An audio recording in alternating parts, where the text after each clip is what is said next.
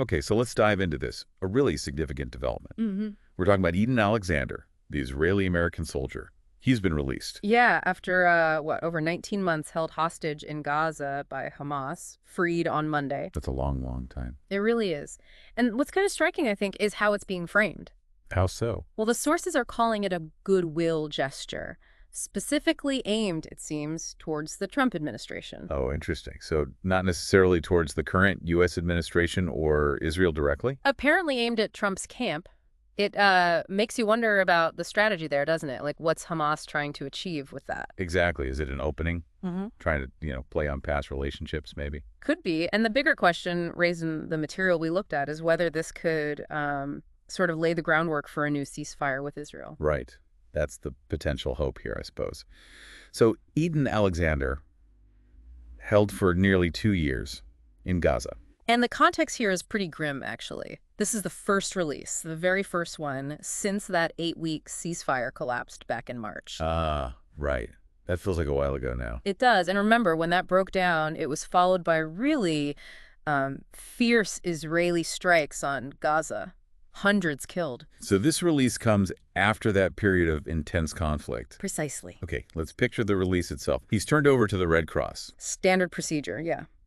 Then to Israeli forces. And his family.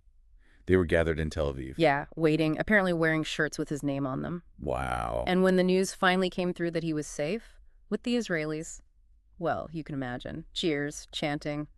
Just huge relief. Must have been incredibly emotional. The source mentioned his grandmother. Varda Ben Baruch Yes. said she was beaming with delight. It really brings home the human side of all this. These aren't just headlines. Absolutely. Real families, real people waiting. Yeah. And it wasn't just them, right? There was a crowd.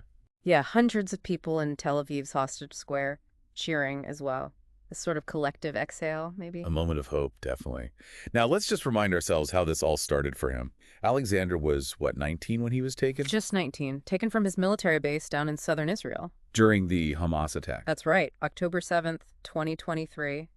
The day, as the source puts it, that set off the war in Gaza. So he's been held almost since the very beginning of this conflict. Pretty much the entire time. It's staggering. And as we noted, this release breaks a long pause since the March ceasefire ended, a period marked by intense fighting. Yeah, those fierce strikes the source mentioned, it really puts this release into sharp focus, doesn't it? It does.